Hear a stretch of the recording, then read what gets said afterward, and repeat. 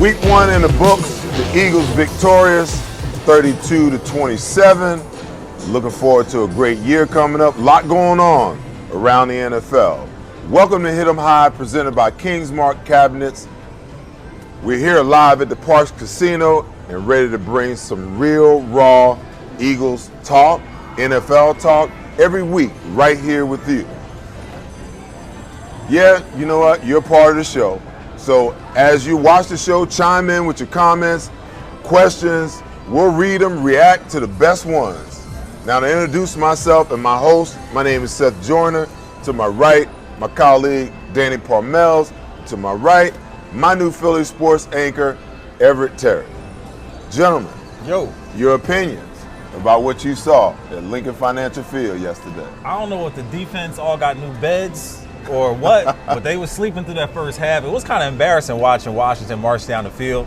But everybody's talking about DeSean Jackson, right? But Carson Wentz, man, can we get a guy some credit? Because to me, having not played any preseason snaps, having been, so hampered all last year, that was the most impressive thing for me, particularly him on third down, which we'll get to in a little while. But, I mean, he only had one incompletion on third down, had a 158 passer rating. I was really impressed by the way the deep ball was there, something that, a lot of people had knocked him on, the fact that he couldn't deliver the deep ball successfully all the time. But apparently all it took was a return to D-Jack because one other thing I want to say before we move on is that just watching him get loose, man, it just has so much pain in my heart for Chip Kelly, bro. Like, I'm looking at just DJ get loose after us not having the deep threat for so long and being so inconsistent in that particular area, and then finally having it now and thinking of the way he left so unceremoniously, it just hurt my heart, man, that it had to go that way. So I'm going to take a different approach. I think that a lot of the Eagles players had in their mind walking into that game the same perspective that a lot of fans did. What? It's the Washington Redskins. They'll be near the bottom of the division, probably bottom of the NFL. Case Keenum barely had a starting job. He watched the NFC Championship game before he came out there. Apparently. They told Adrian Peterson not to dress. Trent Williams, their best offensive lineman, isn't playing. Jordan Reed, who's, when he plays is actually pretty good and has been a good Eagles killer, wasn't playing because of concussions. And you couldn't name 3 wide receivers in their lineup prior to the game. So we figured, it's going to be a cakewalk. They're going to jump out early. They're going to beat them by 1 million. And what happened was they came and they hit him in the mouth. And Jay Gruden actually delivered basically what you would call, a first-round knockdown. When you looked at how that game was going in the first half, there's not a person that's a Philadelphia Eagles fan that wasn't worried. Listen, the only people who were happy were people who actually bet the game, okay, and took the line. So, I mean, there's a lot of different things that you factor in when you're looking at that and you're saying, you know what? I don't know if they're really ready to play. Maybe it could have been, preseason jitters. Maybe it was the fact that the guys hadn't played together at all in the preseason. And so you attribute a little bit of that to that. But the whole point of, having this team with this amount of talent is, hey, listen, you're not always going to come out and jump out on a 28-0 lead. You're not playing Miami every week. You're going to have to come out. You're going to have to play early. You're going to have to establish yourself against teams that are going to bring it. You guys are one of the favorites in the division. I think we need to let Seth know he's a Dolphins fan. So yeah, I feel your pain. Yeah, I feel your pain. But at the end of the day, when you look at the Eagles, there's been a lot of hype around this team. Mm-hmm. There's been a lot of talk about what they look like on paper. Zach Ertz earlier in the year talked about, this is the most talented team that he's ever seen. And I cautioned people at that time. I'm like, pump your brakes, because I've heard this dream team theme before, and we know how that ended. I'm not a big fan of players not playing in the preseason, because I'm of the opinion that in order to play the game of football, you got to practice and play the game. And there's stages. When you get started with your OTAs, then you ratchet things up when you go to training camp. From training camp to preseason games, it ratchets up that much more. And then by the time you go from preseason to regular season, the intensity level ratchets up even that much more. Now, you had the whole right side of the offensive line who hadn't played in the game. Right. You had your starting quarterback who hadn't played in the game. You had the guy that got the majority of the touches in the game yesterday, that Darren Sproles, that didn't play at all throughout the preseason. Not to mention Fletcher Cox. Yeah. Fletcher Cox, guys on the defense. So you just knew that they were going to come out and they weren't going to be in rhythm, And you just knew that they believed that they were a better team and all they had to do was show up yesterday. Mm-hmm. And that kind of mentality will get them in trouble. as they move forward. If they're playing, when they're playing better teams, like when they go to Atlanta next week, and we'll touch on Atlanta next week, Atlanta's in a hole. They got embarrassed up in Minnesota yesterday. They got the Eagles Sunday night in Atlanta, and if you don't think, because we beat them the last 2 years in a row, if you don't think that they're going to get a game like they've never seen before, this is going to be a major, major game. And Atlanta's going to show up in a big way. So if they go down there sleepwalking through the first half if they want to, they won't leave Atlanta with a victory next week if they play in the first half the way they played yesterday. And just before we move on, can we just dispel one misnomer? Because you hear this analogy so much in sports. Fletcher Cox just said it before the opener, that it's like riding a bike. Like, it's not like riding a bike. No. Like, there's rust. You're going to come in and, you're going to scrape your knee, fall off the bike a little bit. If it's like riding a bike, I jump on and I pedal. But getting back into the swing of things, there's rust. There's timing and rhythm that is off. So for people to say that, I think is a big misnomer that's thrown around sports. Well, if it was all about, like riding a bike, you look at that first touchdown by Vernon Davis. Yeah. There was four different guys who had an opportunity. Four different guys who had an opportunity to make that tackle, and yet no one made the tackle.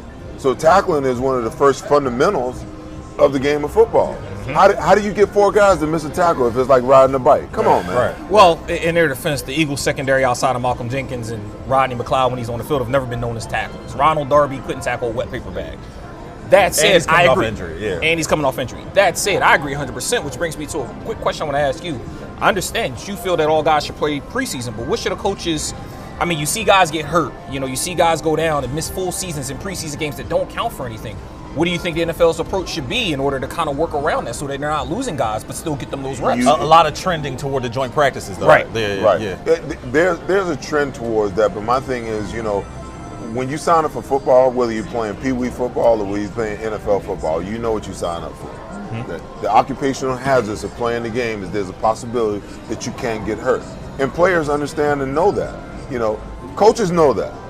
Nick Foles didn't make it through yesterday. Tyreek Hill. Yeah. Tyreek Hill didn't make it through. Mahomes was out for a little while. You know how many injuries there were yesterday? So you have protected all of these players throughout the preseason to get the week one and get them hurt. Okay? So my thing is, football is the type of game where you have to galvanize your body. You hit, you get bruises and bumps and whatnot, and what does it do? It galvanizes your body so that as the season rolls along, what winds up happening is when I get hit there again, I'm calloused. You understand what I'm saying? But when you're going to protect guys that way, they're going to have a bevy of injuries once the regular season starts because the intensity level and the adrenaline level is so high that the first time they get hit or they fall the wrong way, you got injuries on your hand. And you can't protect. You cannot play the game from a scared perspective. Right. The guys that I've always seen that play the game afraid of getting hurt, they were the first ones to get hurt. You got to play full speed. You got to play all out and realize that, at some point I may get hurt, but I can't do anything about the fact that if I do get hurt. And the ball has a way of finding you when you play like that in any sport, particularly in football. I'm curious, though, as we look at the game as a whole, you mentioned the touches Darren Sproles got. That was a big surprise for me, man, because I look at him, coming off multiple injury seasons where he wasn't able to finish. He got hurt in practice last season, but lo and behold, here he comes with 9 totes for 47 yards, 5.2-yard clip, but at the same time, Jordan Howard was at a 7-yard clip. Right. So the way the snaps were delved out, how did y'all feel about it? It surprised me. Obviously, Darren Sproles got the majority of carries. I thought Miles Sanders would be involved more. 123 total yards for the team, but it surprised me. Well, I think, honestly, a lot of that is trust. Mm-hmm. So we know that Doug Peterson likes guys he can trust. Yeah. He trusts Darren Sproles. Why? Because he's been here multiple years. He knows the system. He knows the offense. Jordan Howard is new. Miles Sanders is a rookie. Well, Deuce Staley said he didn't expect it to go that way, but it just ended up the way it ended up rolling. Just the way plays get called. So I think seeing that Jordan Howard is a finisher, when the Eagles get in situations where they're ahead in games or trying to establish themselves early, seeing that Jordan Howard has a propensity to fall forward when he's hit, to make the first guy miss. Those are things that bode well. They haven't had that since LeGarrette Blount. That's the guy that they're going to go to the ball in those situations. And I think Miles Sanders will eventually become the feature back, the guy that they're going to use in more passing downs in situations like that. Did it surprise you week 1? Yeah. But understanding the situation coming out, just kind of wanting to get the feet under him, letting, Miles Sanders adjust to his first NFL game, seeing how Jordan Howard looked in the new offense behind an O-line he's never ran before. I guess maybe they just wanted to feel a little more comfortable, but I would expect that going forward you'll see more carries to both of those guys. I had a problem with the distribution. I had a problem with, how much Sproles handled the ball. Yeah. And I get it. They really didn't want to run the ball in the inside with the 2 defensive tackles in there because they probably felt like that wasn't where they were going to make hay. But the problem was, they were trying to get outside. So then Darren Sproles became the guy to get the ball outside. Right. But as the game went along, you began to see that once Allen got hurt, they were running the ball pretty effectively. Between the kid from Alabama. Yes. Yeah. Between the tackles. And it was problematic to me because, listen, I know you drafted Miles Sanders and you want to show and prove that, you made the right decision. But not no 11 carries for 25 yards for 2.3 yards a carry, man. Not when you got Jordan Howard in the first half. You give him 2 carries and he's averaging 6 yards a carry. And then you come out in the second half. In the second half, he is just, every time he touches the ball, it's 6, 7 yards, and he goes on a tear and you get in the plus and you turn around, you take him out and you put the rookie in. What are you trying to do? Just for some perspective, Eagles 22 rushing yards in the first half, 59 in the third quarter alone. So there were some adjustments that they made, a more commitment to the run in the second half. And I think there were 2 plays in particular from Sproles and Sanders in that third quarter where they had a couple of gouge runs where they gouged the defense. But shifting away from the running game, someone asked me this question, and I'm curious, what your reaction is to it. If the Eagles didn't have DeSean Jackson, would they have won that game? Like if it was the receiving core from left. So my first reaction to the question was, okay, well, who's stretching the defense? So right. Is Nelson Aguilar able to get behind the safety and catch those balls? Like, I don't feel as confident, although I've seen him do it. I see E.T. over there shaking his head. No, I've been saying for years that they have. So would they have won the game without DeSean, you think? I think so. Okay. Listen, clearly, they're a better football team than the Washington Redskins. Okay. They came out sleepwalking. The Redskins was motivated. They made it a game. But the Eagles, in the end, showed and proved who the better team is. Okay. I've been saying for years that the Eagles don't use Nelson Aguilar in the proper manner. Okay. They put him in the slot after they got rid of Jordan Matthews. He's not a slot player. If you go back and you look at what he did at USC, he's always been an outside guy. He's got good speed. When they use him down the field, he's usually successful down the field. But they don't give him those types of routes.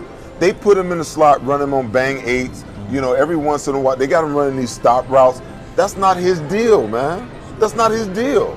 So while I'm happy to have DeSean back, you still got another deep threat that they underutilize. I mean, and later on, I'm gonna break down that second play that DeSean caught, that 53-yarder that he had for a touchdown. Nelson was wide open too, and they were on the same level now. So you want to talk about the speed that D-Jack got? There ain't no way you can tell me that they're on the same level if Nelson Aguilar ain't rolling too now. Well, ain't no way the Falcons are gonna let DeSean get off. They're gonna probably bracket him. So it's gonna be Nelson. But that's the beauty of having a guy like DeSean on your team, because he is a much improved wide receiver. Listen, when he left here, he was immature. Yeah. When he left here, he was a one-trick pony. He was either going to run a go route, a post route, or a corner route. Although he was fabulous at that. Yeah, absolutely. Right. And everybody knew that. Right. But when you look at DeSean Jackson now, DeSean Jackson is a complete wide receiver. He deserves a lot of credit for that. He can run the entire passing tree. And because of the speed that he possesses, when he runs a 10-yard hook, when he runs a 15-yard comeback, he's going to be open all the time. And what that's going to require is teams are going to have to play man under covers with help over the top. Now you got 2 on him. When you got 2 on him, what's going to happen? It's going to open up the rest of the offense across the board, and everybody else is going to eat big time. So that goes to my point. If you looked at a common theme amongst the games yesterday, speed receivers kill. It's an old Madden. Speed kills. It's still true today. John Ross from the Bengals, John Brown from the Bills, Marquise Brown, Antonio Brown's cousin, monster game yesterday. Speed kills. DeSean Jackson has elite level speed. Now I understand what you're saying about Aguilar. Aguilar was a outside wide receiver, and that was when he had his, he didn't really know if he wanted to play football and had his thing where he wasn't sure if he wanted to be here, he wanted to play, kind of wasn't in the football mode a couple seasons ago. I think that what they realized is he's best at being utilized the way his strength is. You put him in positions where at the slot, he can go in, he can go out, and he can use that initial quickness to get separation. Now, did Carson find him? No, but everybody was pretty much open in the second half as they needed to be. The big thing about how DeSean Jackson stretches the field, as you mentioned, is it forces a double team. So now Alshon, who was seeing double teams all of last year, doesn't see double teams. So he's able to get open, and he had a big game. Zach Ertz, who was a key focal point of the offense, now is guaranteed that he's not going to see as many double teams, which means now guys like Goddard is going to get a one under, and he'll have an opportunity to make plays. So it's a lot of things that he just being on the field, even if he does nothing but run that go, does for the offense. And, by the way, if you can't put 8 in the box, a guy like Jordan Howard now can take advantage and have a feast because you can't bring that safety down. See, I'm of the opinion that Jordan Howard is the guy, man. When I look at him run the football, first contact, he's always going to make that first guy miss. That one guy's not going to tackle him. And the way that he runs, he's always falling forward. He's always plus yards. And to me, it allows them to get away from running those sideways running plays. The Redskins have a fast defense. Yes. They're big up front, but they got speed. So one of the reasons why we couldn't run outside in the first half is because we're trying to run lateral to the line of scrimmage, and they're just running it down. Well, when Jordan Howard in the second half got the rolling and the offense really found its footing, we were running in between the tackles. We were hitting people in the mouth and moving people off the ball. To me, that's the way you pound them in the middle, right, and you make them stack the box. Once you make them stack the box and you can get them out flank, now you use those other guys to get outside. Once you can run the ball, your whole playbook is wide open. Right. Every single time that quarterback sticks that ball out, play action pass does what? Makes linebackers freeze, makes safeties freeze. Now, Zach Ertz and Goddard can get behind those linebackers, and you can have whatever you want. But if you're not running the ball with any kind of consistency, now you're just dropping back and you're going to throw it every down, But listen, this offense has the potential to be, it's going to be a top 3 offense in the league. Let me tell you that right now. Top 3? They're going to be a top 3. Oh, I'll take a bet on that all day. Oh, there's no way they're top 3. Absolutely. If you want to give me odds, I'll take that too. But I'm telling you right now, this offense is going to be the Kansas City Chiefs, the Philadelphia Eagles. Don't say the Cowboys. No, not the Cowboys. And the New Orleans Saints. Those are going to be the top. How are the New England Patriots not ahead of either? You see that finger right there? Nah, you see that finger right there? Second now, for sure. I'm not particularly in that order. I'm just saying top 3. But with the AB situation transpiring, listen, they're going to be unstoppable. Man. And there it is. We already know Kansas City and New England are going to see each other. The Eagles are going to be unstoppable too. At the end of the day, they're going to be unstoppable too. But those are going to be the top 4 offenses in the league, and it would not surprise me one bit to see all 4 of those offenses set records offensively this year. Okay. I mean, break records. Let's get some input from the people on Facebook. Vernon Ray has a question for us. Defenses are going to scheme to stop DeSean, which we just talked about, because this Atlanta game, I'm sure they're looking at all that tape and making sure that he doesn't beat them. He wants to know who our go-to guy is then. Alshon, Ertz, the running game. Where do they lean on if DeSean's not producing? Well, the beauty of having so many weapons is just like the Super Bowl. When the Eagles won the Super Bowl, I went on national shows and I was telling people the Eagles are going to win. They're going to win this game big. They're like, "You're crazy. How?" I said, because they've got weapons across the board. Most teams only have one big guy, one go-to guy. And what is Bill Belichick masterful at?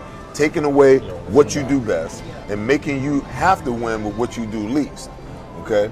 I say he can't do that with the Eagles.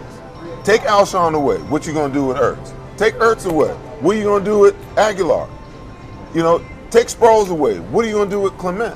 I said, so they have so many weapons that they're going to be unstoppable. And at that time, the New England defense was pretty bad. So when you look at this offense this year, it's going to be more of the same. Okay, you can take away D-Jack. Just like he said yesterday, Aguilar was a little down because his production, he didn't really do much yesterday. And he was like, dude, don't worry about it. It's all going to balance itself out. It's always that way. Because at some point in time, they're not going to let him keep getting off like that. Right. Sooner or later, they're going to lock him down. When they lock him down, that's going to open up opportunities for Nelson. It's going to open up more opportunities for Alshon. It's going to open up more opportunities for Goddard and Ertz and everybody else. So, in questions about what Atlanta's going to do, I think if you look at what Minnesota did well against them, for those who saw that game, Minnesota jumped out on them and literally it was a train wreck the rest of the game. But they established the run, and they established the run early and often with Dalvin Cook. The Eagles have a three-headed monster if you want to consider Sproles a part of that monster. And like you alluded to, running the football matters. Atlanta has a fast defense, but they're not guys that are going to beat you up with physicality. They're speed guys. Their edge rushers are speed guys. Beasley and those guys are very, very fast. So what do? You utilize that to get them in some over-pursuit situations. You go right up the gut and you run right at them. This is where Jordan Howard should have a big game. Right. Run right up the gut and force them to have to change, and now you're going to open up the passing game. Because for the record, Kirk Cousins didn't throw 150 yards in the game, yet they won by 2 or 3 touchdowns. Why? Because they were establishing the run. Dalvin Cook had a monster game. Running the football is going to be what's going to be the difference in this game. I agree. The new NFL sentiment is not necessarily that. It's throw the ball often and early, get a lead, then run, get to your 4-minute offense. But when you're playing against a defense like that, smallish, I'm not impressed with that defense. Right. You run the ball right at them, hit them in the mouth, wear them out, wear them down, and then you can have whatever it is you want. Okay. Hey, listen, Hit 'em High is brought to you by Kingsmark Cabinets, your go-to team for kitchen and bathroom remodeling. Custom cabinetry and customer service fit for a king. Visit them at kingsmarkcabinets.com or follow them at Kingsmark's Cabinet on Facebook and Instagram. All right, so we're looking at the way the Eagles transpire, right? There's another team in the division that also showed out against a division opponent. Impressively. And that was the Dallas Cowboys. So all the offseason, Zeke giving money to Jalen Smith, not giving it to Zeke. Leo Collins got paid. Like, all that offseason stuff, and the Cowboys come out. Dak looks impressive, who didn't get paid, but will. It should. Over 400 yards of passing, over 500 yards of total offense from the team. Zeke got in the end zone despite not being there. Fool's goal because they were playing the Giants from the Dallas Cowboys. Are they a legit NFC contender, a chance to go to the Super Bowl? They're NFC East contender. Oh. I'm not sold, man. The Giants have no pass rushers. Right. The Giants have no cornerbacks. That's a bad combination going into Dallas on week 1, Right. playing against a quarterback who's playing for a contract, okay? And a guy who's got some wide receivers now. I mean, Galloway was electric. Yeah. Amari, Cooper. There's going to come a time where, you might even question, do the Cowboys pay Amari? They gave him too much to get him. Do you pay him with all that you got? You got Randall Cobb, who had a big day, had a pretty good day yesterday. And now it seems like, you got everything that you need is right there. But at the same time, they're the Dallas Cowboys, man. They'll figure out a way. They will figure out a way to mess it up. Jerry and those guys, they always do. So fool's goal? No? Absolutely not. And here's the reason why. You can't say that, the Eagles beat up on the Redskins isn't fool's gold, and then say the Cowboys beat up on the Giants. I know it said the Eagles beat up on the Redskins. I'm just saying you can't call one fool's goal without calling the other fool's goal, because they're both going to finish at the bottom of the division. Here's the thing you got to look at with Dallas. In terms of top to bottom skill positions, they match up very well with the Eagles. Quarterback, Dak actually is a little bit more impressive in his resume than Carson Wentz is if you look at the totality of his body of work. He has to deal with the injury. So. Fair. Yeah. Ezekiel Elliott clearly is the better running back of the two. I will give the, Zach Ertz, Dallas Goedert, but the wide receivers match up very nicely compared to the Eagles receivers as well. So, and the Cowboys have a better O-line. Or you could call it a push if you want to be fair. But that said, the defenses are comparable, but I think the Cowboys have more playmakers. With Van Der Esch, with Sean Lee, with Jalen Smith, they've got guys that are Pro Bowl at that linebacker level. They've got studs at their wide receiver level. So here's the thing. You look at it, if we're calling it fair across the board, the bottom line is I think that the Cowboys and the Eagles are going to have to see each other to get to the next level in the playoffs, for sure. Yeah, I definitely think the Cowboys have a better chance of competing against the Eagles. I think I side with Seth that they're NFC East contenders, not as much NFC contenders. But let's go to the whiteboard with Seth, who has more on plates that the Eagles did pretty well on. You know, DeSean Jackson was the talk of the day yesterday. And I just want to break down the play. We talked about Nelson Aguilar's ability to get up the field as well as DeSean Jackson. This is a play that they ran. You can see they had trips to one side against cover two. Cover two is two high safeties. So this safety is responsible for half of the field, this half and this half, okay? The problem they created, this route is a cover two beater. You got Nelson Aguilar here, who ran right at the safety and bent this route to the middle of the field, okay? This receiver here, out here, I believe is the tight end, he just sat down and he made that corner sit down right there. DeSean Jackson ran at the safety, ran a corner route here. So everybody talked about, you know, Carson throwing the ball right here. But realistically, Nelson Aguilar was open too. I submit to you that the only reason that Carson doesn't throw that ball to Nelson Aguilar is that his shoulders are angled toward the right. In order for him to throw that ball to Nelson Aguilar, he'd have to reset his feet and reset his shoulders in order to get that ball there. But this is a cover two beater route when you really think about it. And it was a great call, it was a great throw, and it was a great catch. But to ET's point, I just want you to know these guys is on the same level. And it might be important that they're on the same level because you want to create that stress on this safety here. But at the same time, he got to be moving too to get there, boss.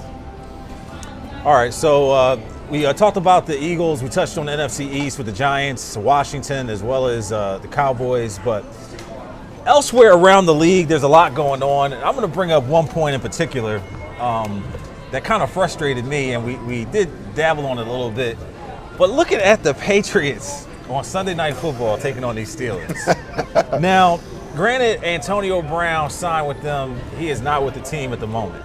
He is the second Oakland Raider to leave the Bay and come to New England, joining Randy Moss, who had a prolific couple years there in New England at Walpole at the practice facility there. But such a funny name for that little town. But, bro, they come out in 33-3, the Steelers, and they don't even need AB to do it. I'm just looking at them. Once again, it's the Patriots regime where they're dinking and dunking, and they're lulling you to sleep, and then suddenly they're popping it downfield. They're continuing to maul you with the run game, and it just turns my stomach watching them do that over and over again. The Belichick way. They're on this quest for 7 championships with him and Tom Brady. I mean, can you fathom what's going on there? I'm a Dolphins fan, and I've been waiting for his retirement day for 16 years, okay? They don't even need AB. They don't need him, and the thing is, I don't know if it was Pittsburgh was that bad or New England was that good, because they did it without, like you said, Antonio Brown, who's only going to make them more prolific.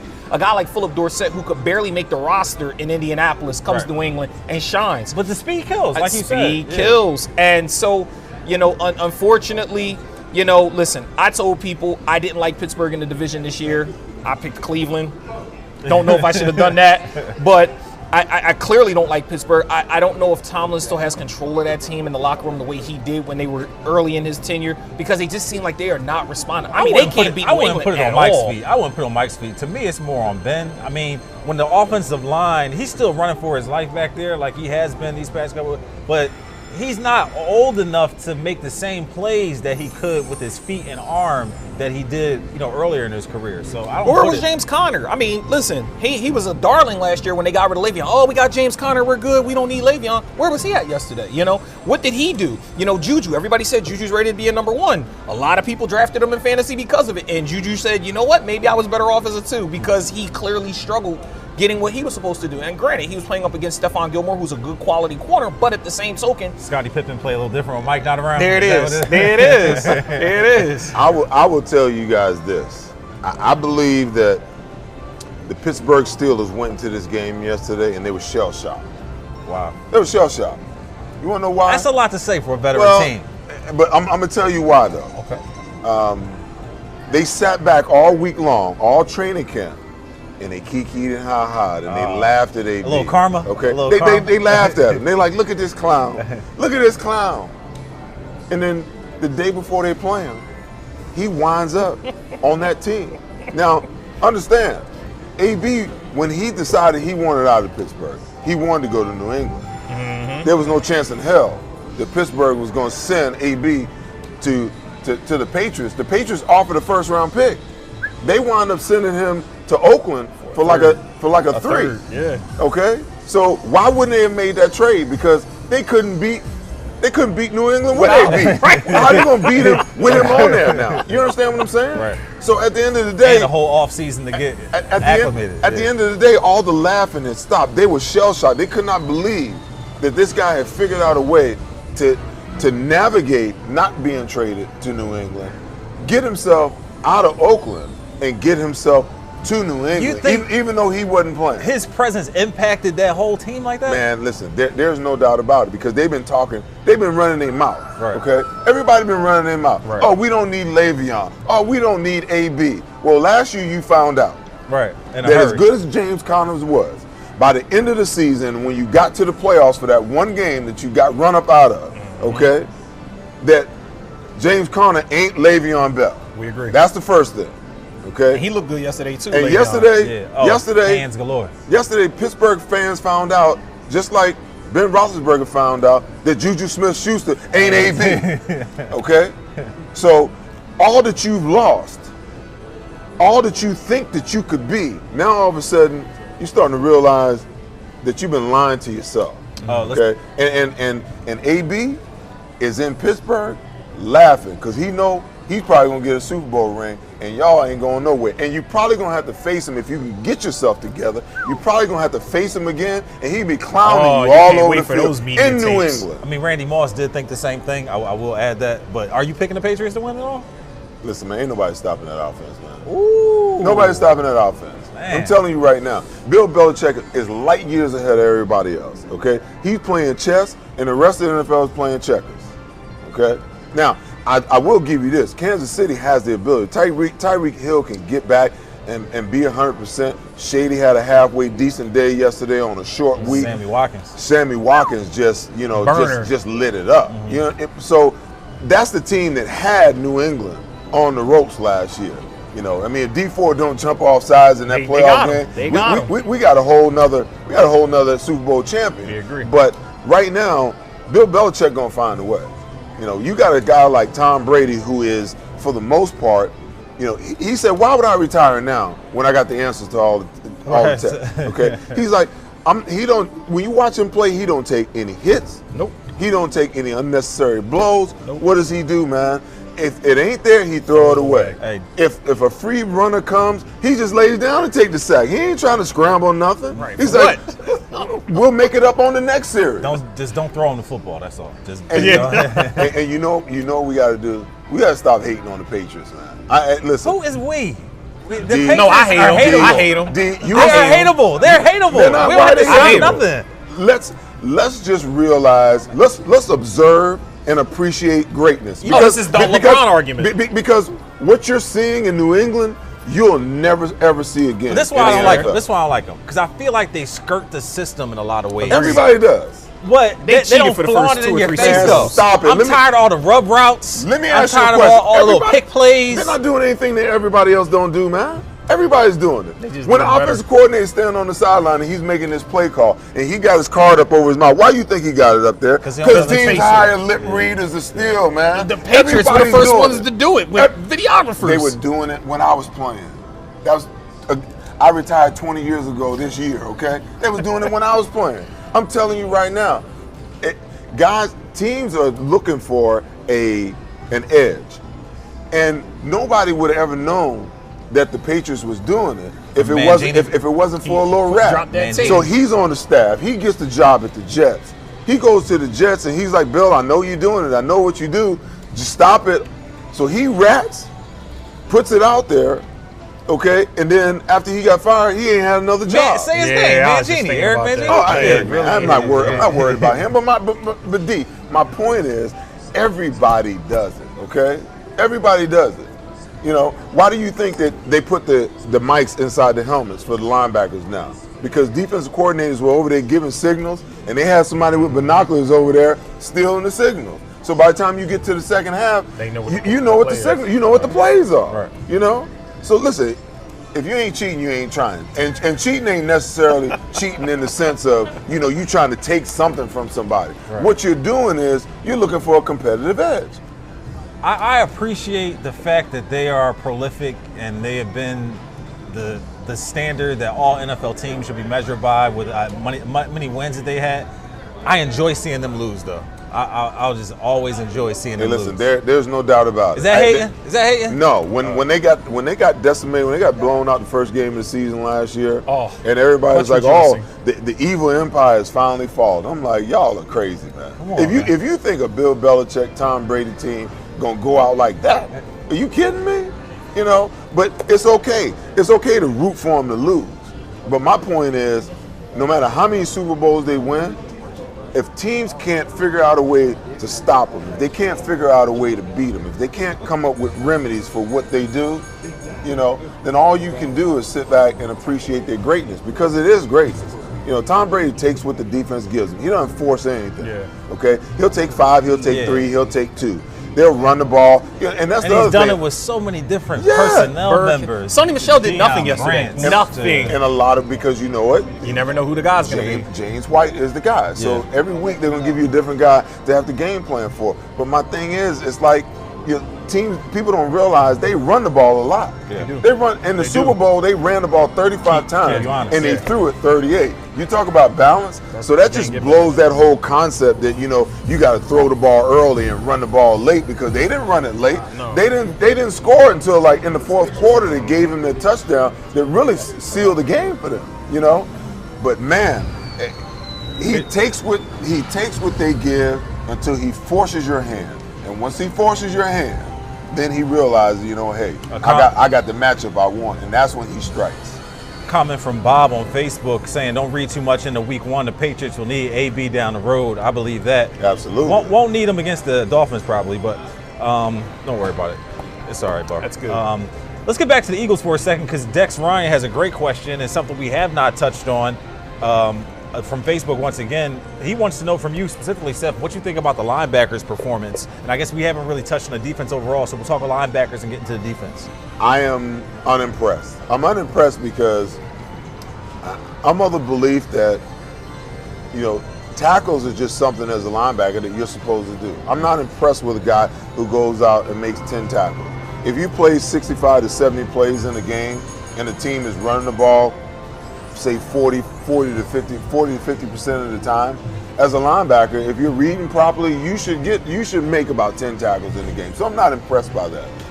What I'm impressed by is guys who can be playmakers, and we have no playmakers at the inside, at the linebacker position. We just don't, you know. So in my opinion, we're average, and average is not going to cut it. So now all the money and all the greatness has been, you know, heaped upon the defensive line per se. But you still need linebackers, because the linebacker is the hybrid. He's a half lineman, half secondary guy, and you need those guys in order to be safe, to be successful in the NFL. And I don't see. And you'd like to see him blitz more, of course, right? Oh, absolutely. Yeah. And none of our linebackers can blitz. None at all. All right, we got to throw to. We got to go to a break right now. Okay. But when we come back, we'll continue with more NFL talk. The new Parks Casino $10 million sportsbook changes everything. It's a whole new ballgame at Parks Casino. Watch every single game and sporting event you want on our custom-built 154-foot wide, $1.5 million screen, capable of showing 36 events at once. Bet all the hot action and enjoy tap after tap of amazing craft beer, cocktails, and pub food favorites. Your entire game day destination is here for you and your friends. Sportsbook, beer garden, and Liberty Bell Gastropub. Parks Casino, bet with the best. So while most folks were watching the game yesterday with a little bit of angst, for those who bet the game, Thanks really didn't come till the end of the game. So what I'm going to do is kind of give you a little bit of information, share some things about the game, what it was that we saw yesterday, and what to look forward to around the NFL.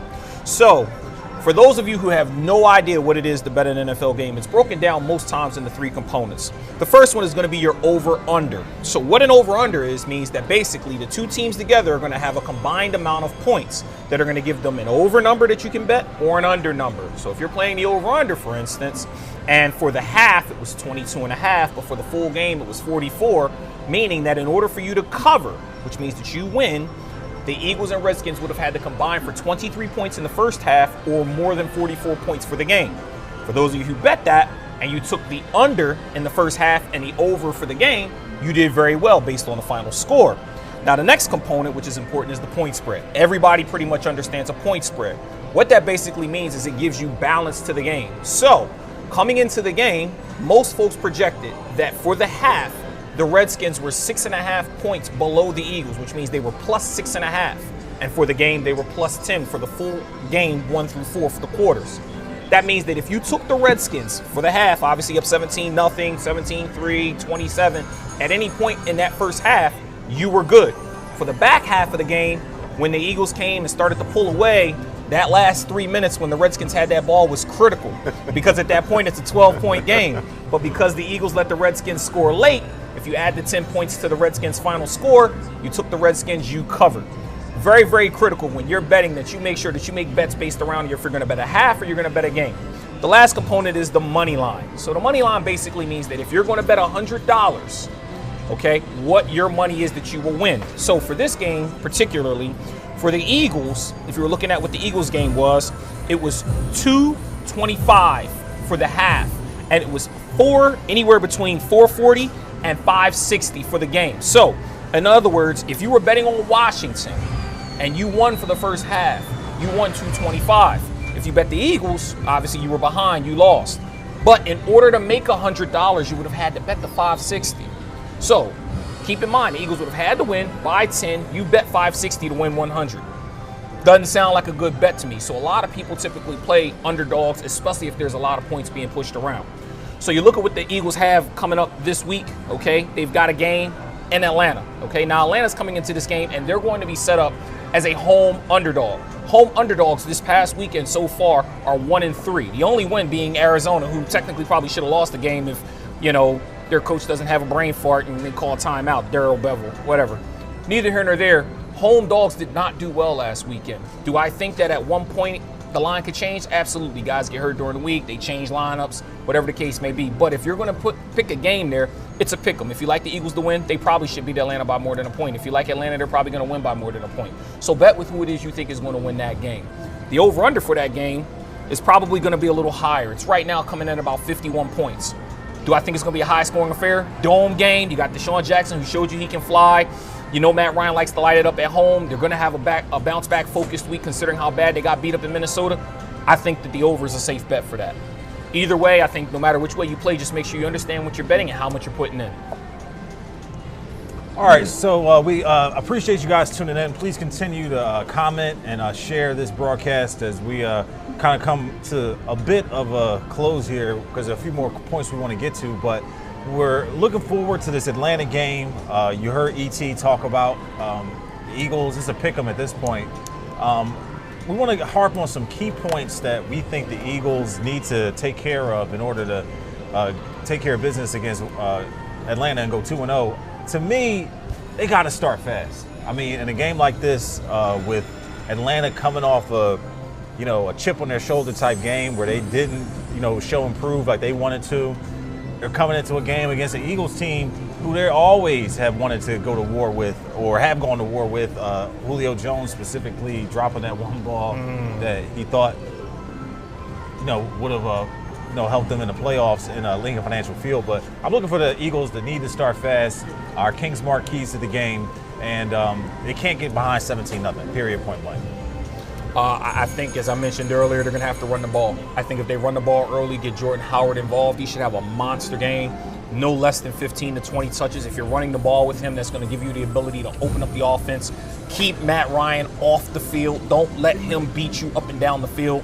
You also know that the Eagles, listen, Devontae Freeman didn't have a great game against Minnesota. Now, was that Minnesota's defense, or was that just Devontae Freeman's not as good as people They don't thought have a he good was? running game to support. And Matt therein is Ryan. my point. Yeah. So at that point, that means that the Eagles should be able to pin their heads back and just charge right at Matt Ryan, keep the pressure on him, force him to make quick throws, force him to make quick decisions. And please, for all means, don't let Julio Jones beat you to death. Please, double him, triple him, whatever you got to do. Now, Calvin Ridley's good, but I think that if you keep Julio Jones in contain and you run that ball, they should be good.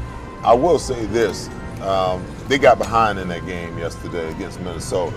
So therein, was their problem. They couldn't establish any kind of running game because they were behind from the jump. So they really, Matt Ryan had to put the ball up to try to catch up, and they were in that mode all game long. I agree with your assessment from the standpoint that the Eagles need to run the football, because understanding what Atlanta has just endured, and they're coming home for their home opener, that stadium's going to be rocking. They're going to be pissed off. They're going to be mad. They're out for revenge. Yeah. And I don't think the Eagles can get caught up, trying to play this, this shootout with them. Even though they have the offensive firepower to do so, I think it would be a massive mistake for Doug to come in and put Carson in a position where, we got this shootout going on between Matt Ryan and Carson Wentz. Does Doug have the discipline to stay with the running game? Well, listen, I would say no, because really what he wants to do is he wants to throw the ball. They want to highlight Carson Wentz. He's their franchise guy. They just paid him. Number 2 overall pick. Surrounded with all these pieces. Yeah, they want to highlight him. But sometimes, you got to understand, you just got to win the game. My thing is minimize the amount of possessions in the game. How do you do that? You control the clock. You minimize the opportunities that Atlanta gets.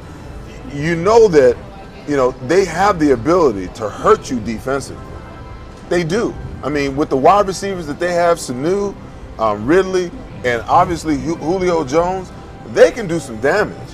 And you don't want to put this secondary that's really not sure of themselves right now in that type of position. You just don't want to do that. So come out and run the football. Control the clock. Methodically move the ball down the field with the run game and the passing game. Make sure that you're in position to score each and every possession that you can, and hope that the defense can give you 1, 2, maybe 3 possessions where they get a stop, and now you got the game under control. But I'm telling you right now, they didn't go down there and act like they're trying to, have a shootout if they want to. They're going to have a problem on their hands. And they got to get home with that front four. I mean, Fletcher Cox, no sacks. Like that can't happen this week, because they got to apply pressure to Matt Ryan and make him uncomfortable back there, or he is going to pick him apart with those skill position players. The question will be, can they get there with 4, or do they need to bring extra? Well, ain't nobody coming. They ain't bringing nobody. Well, I mean, listen, I tell you this, they did blitz a couple of times in the first half yesterday. It wasn't effective. And they got hurt because there's no creativity to their blitzes. They don't sugar over here on the left and then bring somebody off the right. They show it and then do it. And they show it early. Yeah. I mean, against veteran quarterbacks, you can't show your blitzes that early because they're always going to make the right decision. Correct. And especially Case Keenum, a guy who's been started for like 3 or 4 different teams. Yeah, and you're going up against Matt Ryan with weapons. You can't sit there and show you're going to bring the corner on the blitz. He's just going to hot route. Yep, hot route, hot read, and the next thing you know, guys are wide open. Fellas, listen, we could go on till next week, but that's our show for today. Thank you guys for tuning in to Hit 'em High. Let's keep the combo going on Twitter, and tune in next Monday at noon for week 2 of Hit 'em High on My New Philly, where something is always new and everything is always Philly.